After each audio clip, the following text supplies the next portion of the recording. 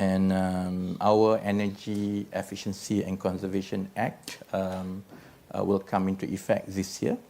But at the very least, the public has an overall view of the need why we have to do this holistically. And that also allows us enough time to put all the other infrastructure resources in place, because it is expensive. Last year, we've launched the National Energy Transition Roadmap to set a very ambitious target of how we are going to switch from the conventional feedstock to more sustainable, renewable sources. We've seen 300% additional investments within a space of 1 year. So balancing this is extremely important. And in my view, governments have to be able to put the overall holistic policy and infrastructure. We are planning to rev up our renewable energy supply so that within the next 2-3 years, then we can move towards a more regional approach to this, to protect the sustainability of our efforts. And ASEAN region is quite well suited for a regional integration. Of course, we have a problem with the grid, because different countries have different grid capacity. But the capacity for renewable energy in ASEAN is different in different economies. You know, we have more untapped capacity in the north, more energy demand in the south. And Malaysia is going to take over the chairmanship of ASEAN in 2025. One of the flagship projects is to make sure we can progress towards an ASEAN integrated grid all the way from Laos, going through to the peninsula, connecting to Singapore and Indonesia. And by taking a regional approach, that puts that protects the transition better. And finally, we don't see energy market as a standalone. When we talk about managing the energy demand and transitioning towards decarbonization, another aspect that is very important is also to provide the whole ecosystem to the end for decarbonization. And for that, we put a lot of emphasis on CCUS. So CCUS is actually seen as part and parcel of the overall approach for managing this. And Malaysia aspires to be a global hub for CCUS. And at the very least, the first hub will come on stream in 2025. And the market is obviously regionally as well. So to sum it up, you know, while I think governments can take a straightforward approach to regulations and policies, I do feel from our experience to safeguard the acceptance of our stakeholders, first we have to roll up our sleeve and go deeper and work with the stakeholders in industry.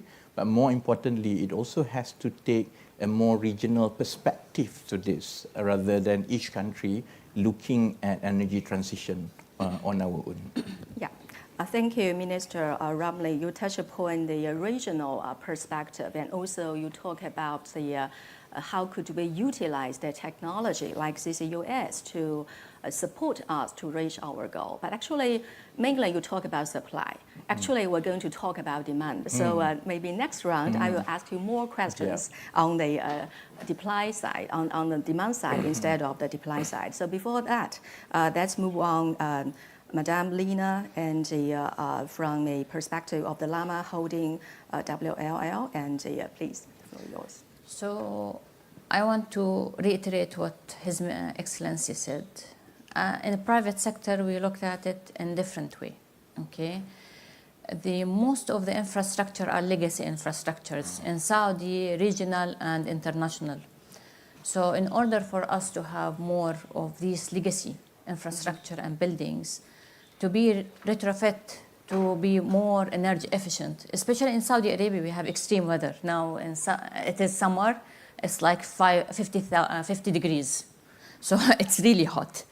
And everybody is using the ACs, everybody is using a lot of things to cool down. So in the factories, in the buildings, all infrastructure need a lot of energy consumption and energy usage.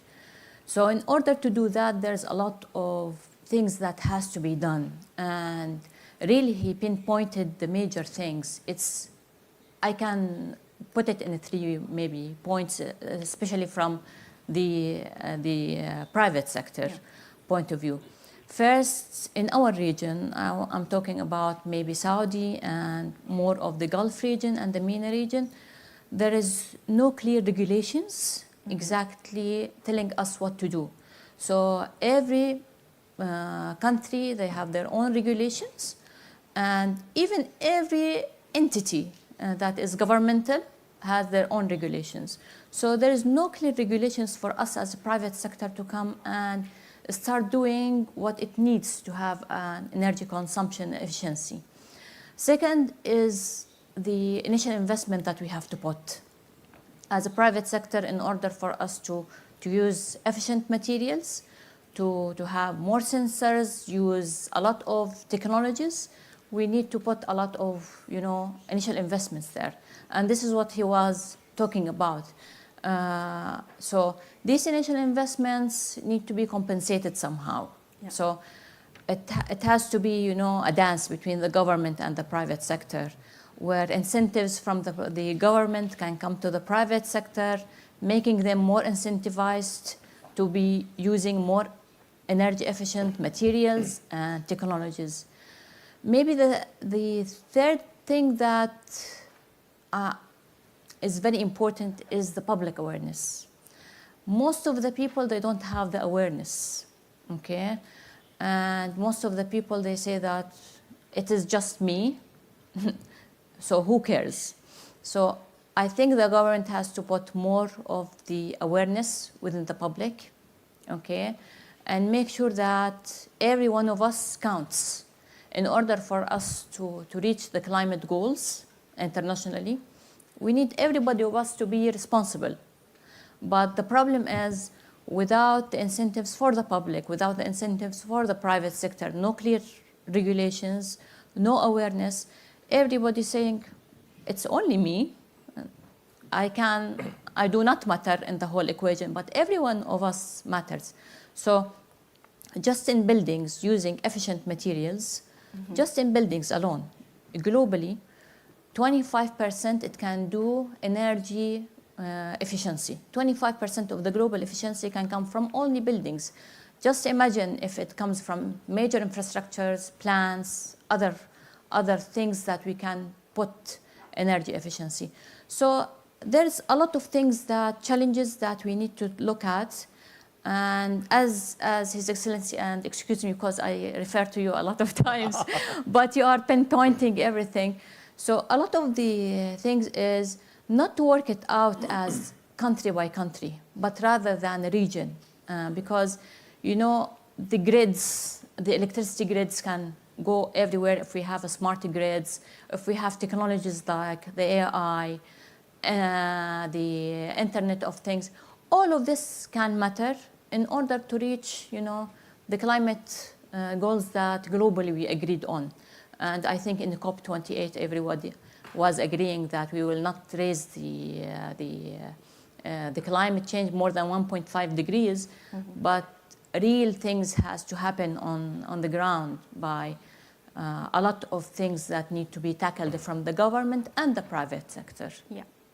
Yeah, thank you, Alina, very much. It's very much, you talk about the incentive and also the infrastructure and also the support from the public policy. I think it is very important. But at the same time, if we look at the private sector, Do you think that we can make the case of the business model or the cost and the benefit if we have some investment, if we have some more strategies for the efficient energy? Maybe we can make some business case. We don't know, but later on we'll talk about on that. But you talk about the infrastructure and the grid. It is very, very important. Now we move on to Mr. Pang Xiaogang from the State Grid Corporation of China. Please, the floor is yours. And you can speak in Chinese. 我还是讲中文好。I'll speak in Chinese. The topic today is of great significance, in my opinion. As we all know, the President of China, Mr. Xi Jinping, has solemnly made a commitment to the world. By the year of 2030, China shall reach the peaking and carbon neutralization by 2060. State Grid is the largest utility corporation in the world. Against such backdrop, we are serving China's energy consumption and supply revolution, as well as energy technology and systematic reform revolution. And we have been expanding international cooperation. It's fair to say, in recent years, we are building the new generation energy system and have achieved great results in the following 4 areas. First of all, in accelerating the building of the grid, the next generation electricity system, the grid is the hub and platform of the next generation power system, or we could call it a bridge as well. State Grid, up until now, has laid 35 ultra voltage DC and AC projects. And we use digitalization to enable these grids. Besides grid, we also facilitate the adjustment capacity, for example, the pump storage and chemical electrolytes storage capacity, so that our power system is more and more complete. Up until now, China's State Grid has the most powerful capacity for resource allocation, and we have developed a lot of renewable energy capacity. In the past 10 years, the entire power consumption increased by 5.7% annually. It's a huge number with fast speed. Up until the end of last year, electricity took 128% of the end user's energy mix, much higher than many of the developed countries. It is estimated there would be continual and fast increase. And I'd like to touch upon our work on the renewable energy. China has been developing renewable energy in a fast speed. The government has mentioned desert, Gobi Desert, large-scale wind and solar power development and long-distance transmission projects are the key. So as of today, our installed capacity is 2,379 gigawatts. Among it, there are more than 1,000 gigawatts renewables, so more than 50% of the entire mix in State Grid. It's a historic record. And there is another surprising number. In the past 10 years, China's wind power and PV growth by 5-folds and 40-folds, respectively. Huge number and very fast speed. As the State Grid company, we have been investing in a platform called Renewable Cloud Platform. That platform provides services to 6 million renewable stations and companies. So that is the platform's function. Thirdly,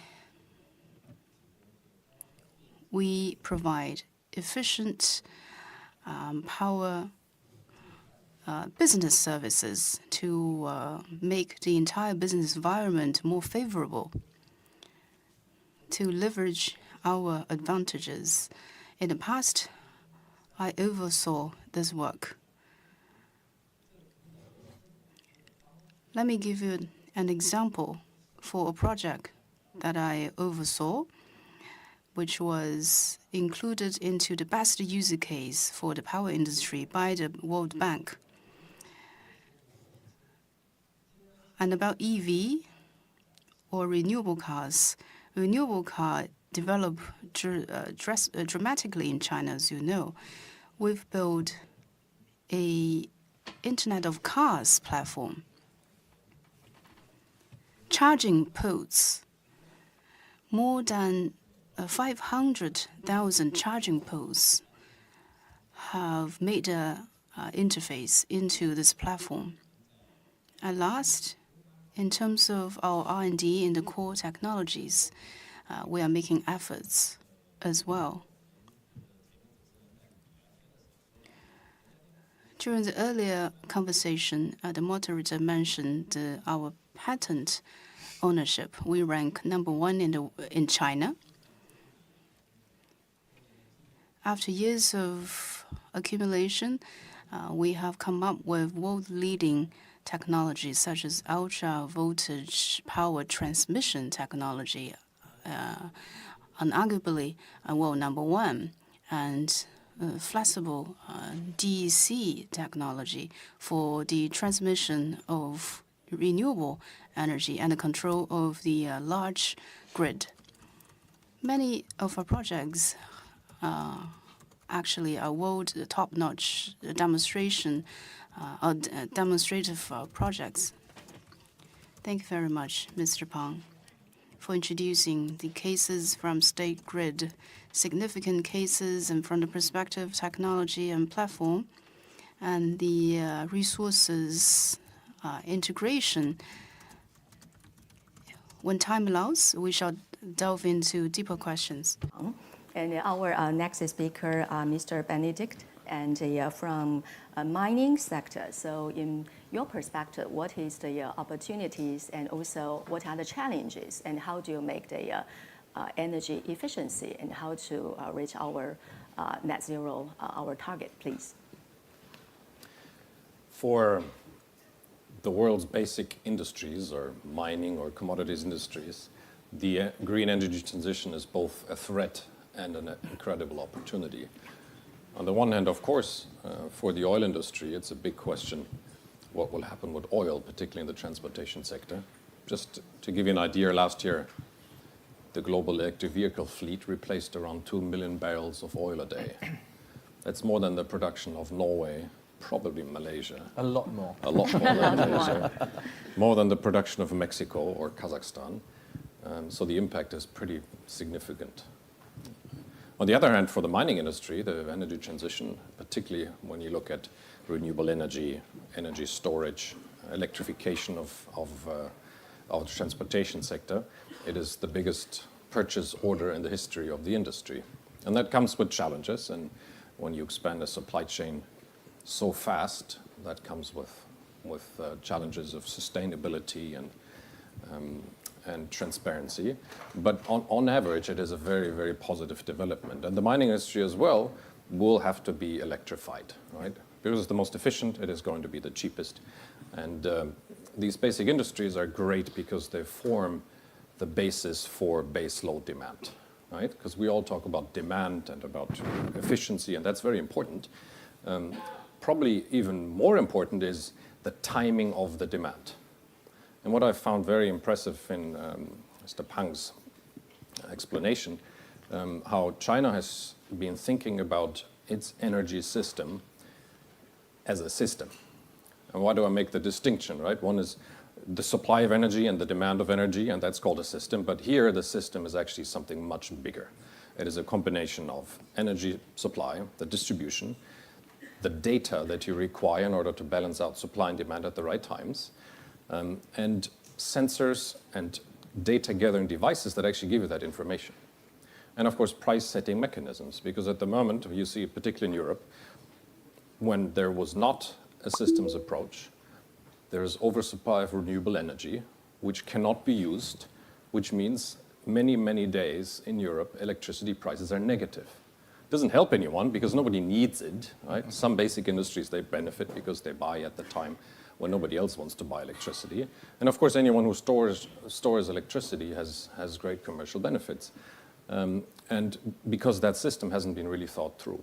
And this is where batteries come in. And I'm also the co-chair of an organization called the Global Battery Lines, which is a multi-stakeholder initiative founded here at the World Economic Forum. By now we have about 180 members. The objective has to be to build an energy storage industry and supply chain associated with it that is sustainable and that helps deploy renewable energy to the demand at the right time. And China, again, is probably 10 years ahead of everyone else. Just this year, I think, compared to last year, China installed more energy storage systems for grid storage than the entire world together, right? Something around 35 gigawatt of capacity of energy storage just in one quarter, which is 2.1 times more than the year before, right? So in a way, the energy transition, everyone talks about it, but it happens here, right? And without China, there wouldn't be an energy transition. Effectively, China is not just the main source of the technology, the main source of the manufacturing capacity, the main source of innovation, the main source of deployment. China deployed more photovoltaic cells last year than the United States has deployed in its entire history in 1 year, right? China installed more renewable energy last year than the entire generation capacity of the African continent in 1 year. So it gives you an idea of that actually the country that's driving the energy transition is China. And I think we can learn a lot from looking at the examples. And you mentioned a few very good examples, is think about energy supply demand as a system. And for systems, you need data. And that's something where there's going to be great opportunities for AI, great opportunities for innovative companies.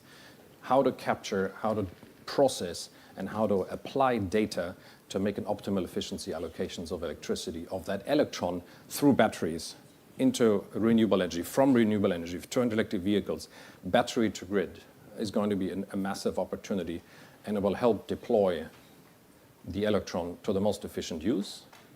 And it will, in a way, solve many of those supply-demand imbalances that we see today and will improve efficiency. So the opportunities are significant, and I always like coming here because it's just 10 years ahead of everything else. The numbers that Mr. Pang mentioned, it's just incredible. So when you go to Europe or the United States, I try to explain that it's one thing to talk about the energy transition, but go to China if you want to see it happen. Yeah, thank you. Thank you very much. A very insightful perspective.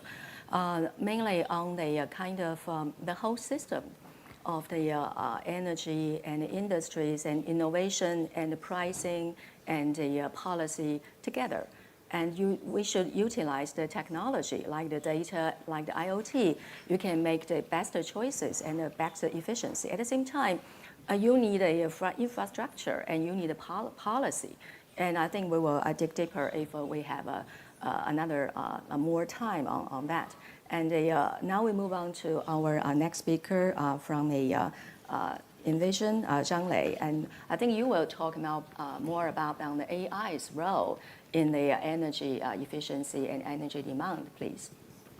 不好意思，我看在座的讲华语的表。So I will use Chinese as I find a lot of audience are Chinese.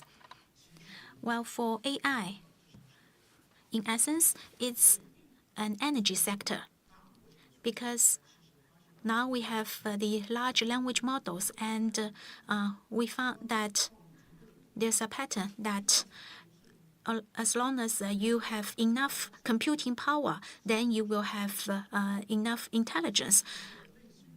Computing power comes from the power. So artificial intelligence, especially the word intelligence in Chinese, is about wisdom and power. And historically, we have new products like iron and steel, aeroplanes, and automobiles. Now we have a product called intelligence, and mankind can artificially produce intelligence so long as you have enough power or enough energy. So it's a breakthrough, and it's a disruptive technological breakthrough. So from this perspective, energy and artificial intelligence are working towards each other. On the one hand, AI needs energy, and we can see that this is the energy bottleneck. For Western countries, they have fairly slow growth in electricity. Like in US, the growth rate was only 1.5%. But with AI, all of a sudden, we find the growth rate increased by 3 percentage points. Now we have the bottleneck from the energy supply. AI brings challenges to energy supply, but on the other hand, how can we use AI to address the challenge? Now we enjoy a very large space for growth. On the one hand, we can have energy transition, and we have renewable energy and a new type of power system. The essence of such energy system is especially for renewable energy, it's about the weather forecast, whether you can predict the future development of a change of the weather or of the climate. This is just like petroleum to the petroleum reserve and the energy production in the conventional way. Now we have the renewable energy, and when we apply the energy model to our envision model, we found that the long-term climate forecast can actually be improved by 30% in terms of the accuracy. So AI can help us to better predict the climate and also the energy system.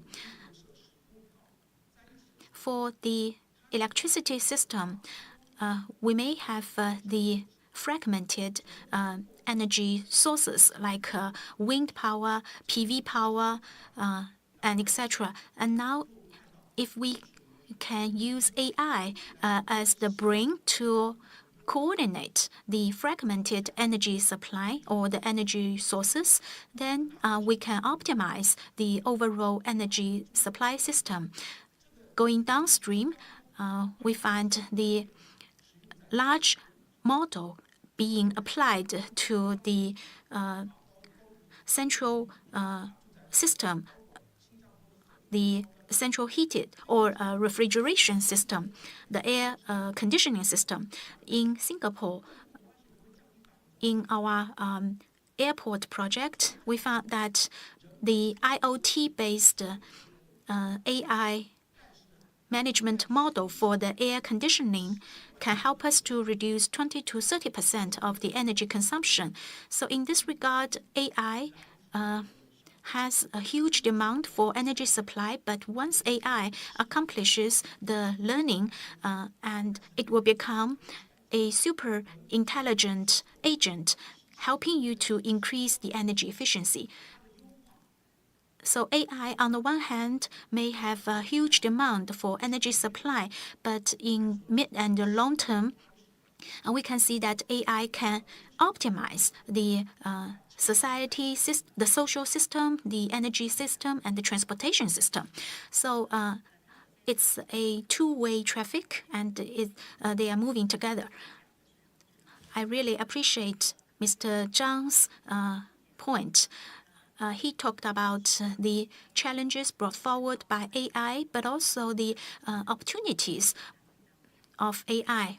So we have the weather forecast or climate forecast, and also from the Envision Group, you provide a large model for the climate forecast.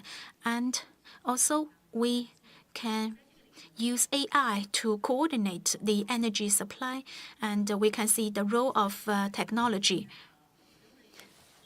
Round of the very short time of the second round of discussion, and mainly I think maybe we can touch upon on the what is the biggest bottleneck and what is the biggest challenges, and in terms of the PPP, the private and public partnership, what kind of the best solution of us.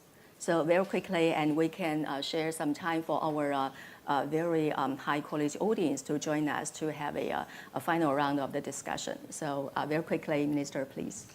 I think it's very important to make sure that the whole system, and by that it means the grid, the supply, and the policy and incentive that incentivize the demand, the whole system has to be sustainable. And the costing of it is very important, because if you are not careful, the shock to the society will be a threat to the political will to see it through, because it is not a short term. It has to be done in successive governments. A good model of PPA is where the government is willing to do everything that is necessary to build the infrastructure and to change policy and regulation, especially when it comes to pricing, because it can only be sustainable if some of the cost is socialized. Grid costs, battery costs, some of this has to be socialized, because you can do energy efficiency, you can be punitive about it. But I believe anywhere in the world, people actually want to be more efficient when it comes to energy. People do think that energy transition is sexy. They do want to be optimum with their energy consumption, but the cost is prohibitive. So unless the public part, when it comes to policy and incentive, creates a situation where the cost is and the substitute is available at a good cost, then it may not be sustainable. So it's in that perspective, for example, in the case of Malaysia, the Achilles heel of any successive governments is to reform our blanket subsidy. Our fuel is one of the cheapest in the world. It's previously is only about 50 cents per liter, which is really cheap. So usually the discussion about energy transition is always about you really need to reform that. Only then is punitive enough for people to consider EV and other energy sources. But until and unless everything moves together, it has been postponed by successive governments. Yeah. We took the view that it has to be done collectively. It's a big political risk. We are doing it. Obviously, a lot of people are not happy. But when the private sector comes in, when the mechanism for PPA is in place, that includes, for example, third-party access. And you can only do third-party access if government is agreeable to socialize some of the investments in battery and grid upgrades. So it is tricky. So the political will is very important. Yeah, right? The political will is very important. Yeah, thank you. Lina, very briefly, because we're going to run out of time. Very briefly, I think I need to reiterate on His Excellency's what he said exactly, but also the private sector has to put more effort in innovation and using materials that are more efficient to make sure that they are innovative in the way that they make their plants or their buildings, their infrastructure more efficient. Again, I go back to his point that also the government has to play a role in subsidizing the prices, because as private sector, we look also at the long-term, ROI on our investment. It makes sense if the government also subsidize So the you're prices. going to welcome higher prices. Yes. That's great from the business perspective. Thank you very much. 庞总。我觉得呢，就是现在这个